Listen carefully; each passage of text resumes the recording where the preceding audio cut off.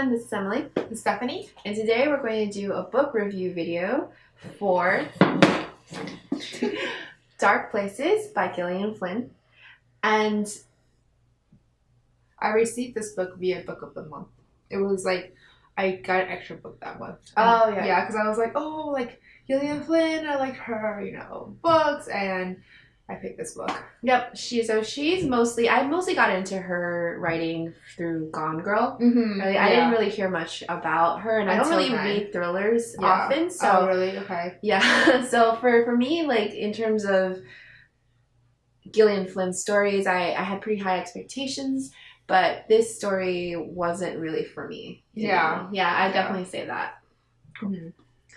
All right, so for our kind of for brief rating of this book, I would probably give this book this would be mine. It's like the little sad crying face, just because I was a little disappointed, to be honest. I thought the book would be a lot more interesting, a lot more intrigue going on. It was like so it would be a thriller, but I felt like there wasn't much of a thriller aspect to it, as much as compared to like Gone Girl, for example.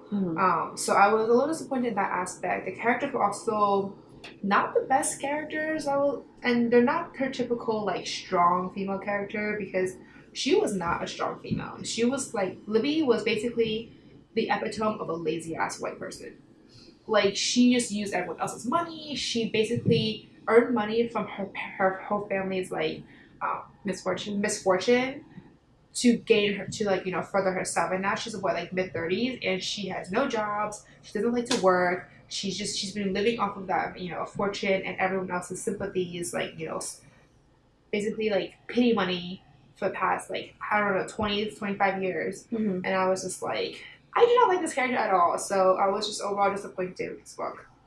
So for me, I actually had an angry face because I was so devastated by the fact that I went through a good like 5/5, not 5/5, that's one whole book, but like 5/6 of the story, and like in the last few pages it was finally like the end. It was like you finally find out what actually happened. Yeah. And it was nothing. Yeah. It was like, it was like I went through all that work and this is actually the horror of what was going on. Like some murderer was still like, it was basically the whole premise, like the tagline for this book was, oh, like this murderer is still on the loose. Like I was expecting half of the book to actually be about that chase, but it wasn't until the very end. Like this book, the synopsis basically said, as Libby's search takes her from shabby Missouri close to abandoned Oklahoma tourist towns, the unimaginable truth emerges, and she finds herself right where she started, on the run from a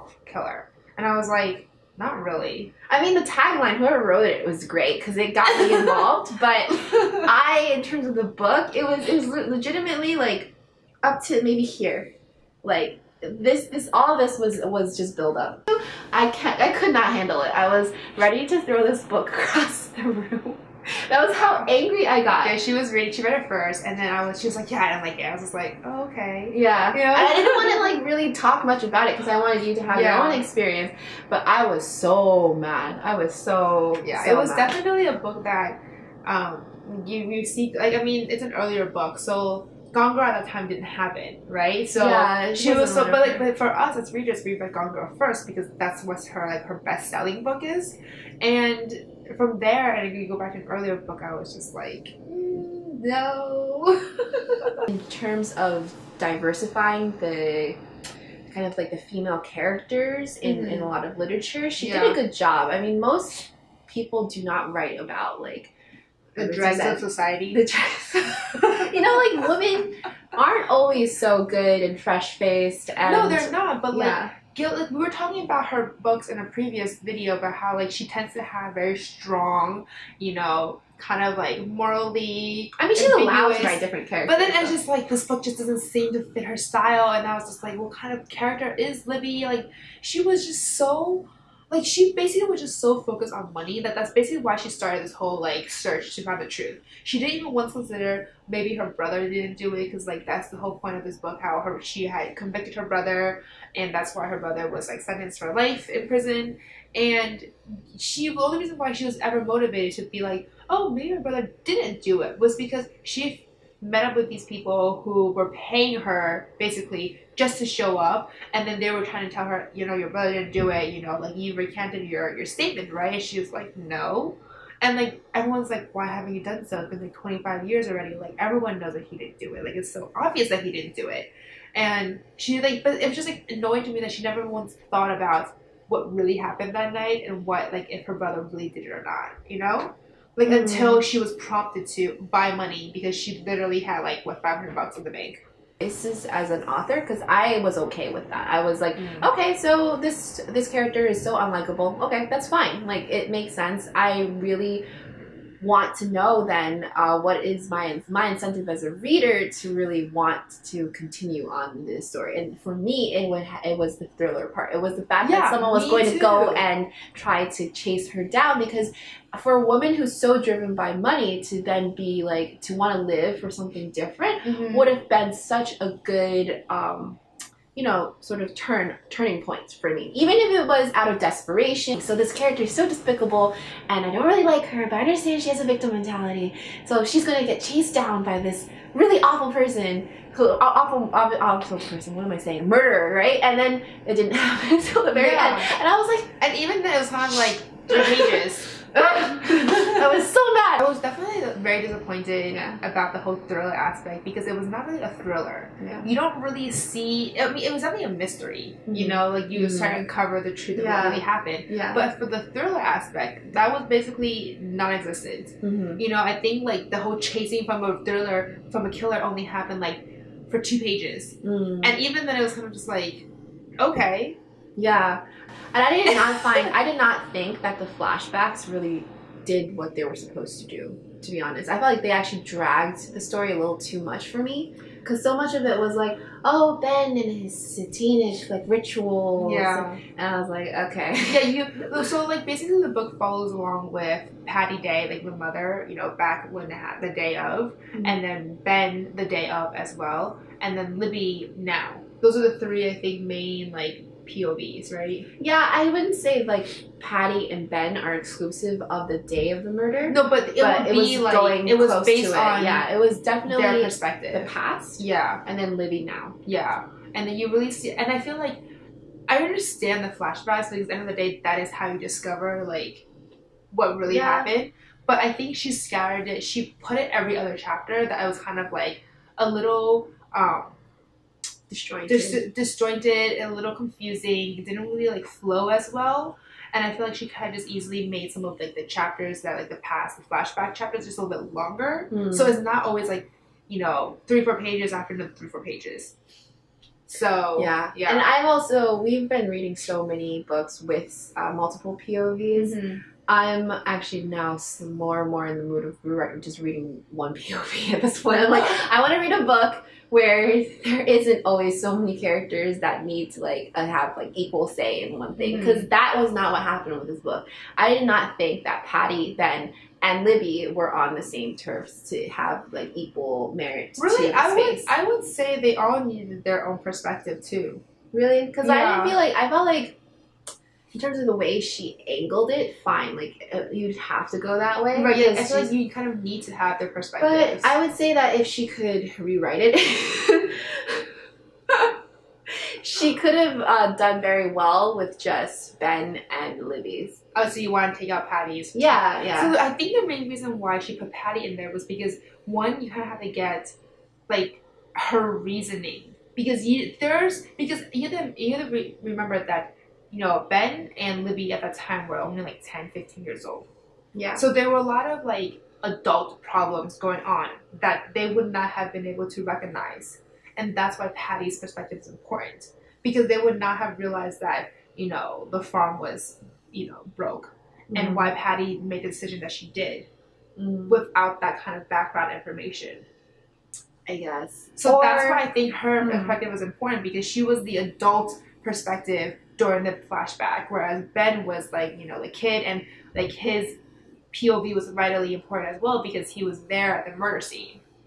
So I think that's why those three, and Libby obviously she needs to be talked about because like she is the person trying to figure out the problem. So I feel like those three characters I think were important, but I just felt that there was too much emphasis on the flashbacks that could have been easily cut out. A lot of the details that probably weren't really necessary that could have also been cut out to make it less, you know, lengthy and lagging.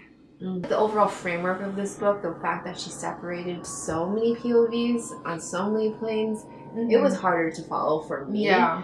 I just couldn't, like, I would try investing in Libby's side, and then all of a sudden I would jump to, like, Ben's. Yeah, and then every, like, was Patty's, and they never had a super pattern. Short. They never had a pattern. It wasn't like Patty, Ben, Libby. It was more like sometimes Libby, sometimes will be followed by Ben, sometimes it was followed by like, Patty. I wouldn't say it was more like Libby and then like now and then Ben back in the day and then Libby now and then Patty back in the day. I found that so and it was just super obnoxious because it was just like I don't need that much like between like it was like 3 pages. I felt like she basically when she was writing the story she was using Libby's tail as a string to keep you hanging, kind of like it was probably. Like I'm like it was like such a it was a little bit it comes off a little bit as like a very desperate attempt to make this story longer. You know how like certain episodes on TV drag, like Walking Dead, where like nothing happens but we're gonna keep you on a string, you know. Like I felt like she used Libby's perspective to do that. It was like to tell you like, hang on, I as an author think this information is so important, so you need to know. And so so when it came to Patty and Ben, I feel like that's why she was inserting all of them so disparately inside the book. In general, this book, oh my god, I don't even I'm so tired of talking about it because I was like all this like anger just came out from like the time I spent trying to like this book. And it did not answer my calling. I'm so sorry. Yeah, so anyways, as you can see, we were both very disappointed with this book in general. I was a little bit disappointed because I had like, you know, gotten this book as an extra book for Book of the Month, and I was just like, oh, why did I do that? Like I wanted to do that because I was like, I liked her other books like Gone Girl and like the Grownup and whatnot, but this book I was just like, but not a good pick. Yeah, so I would recommend other Gillian Flynn works. Yeah, maybe her later ones. Yeah, she was definitely figuring out her kinks with this one. Yeah. But again, like just as an inclusion, this was also made into a movie, so perhaps like the movie did better, and that would actually be more thrilling to watch. I have no idea. I've never watched it. Yeah. Wait, did it come out already? It came out already with Tarzan Theron. Okay. So hopefully that would be a better experience. But in terms of the book version, wait, really? She plays Libby? Interesting. She looks nothing like Libby too. Yeah, she's like hot. Yeah. Libby was like, supposed to be the slob looking girl. Yeah. But that's how Hollywood works. So in general though, yep, that was our review for this book. So if you still want to give the book quite of a chance, we have all the links down below in terms of getting the book as a hard copy, as an audiobook. Also, please feel free to like us or subscribe to us in case you liked our book review, and that we also helped you understand what this book is also about, as well as other books. And what else do you think? That's it. All right, so it was really great talking to you all, you guys. See you guys later. Bye.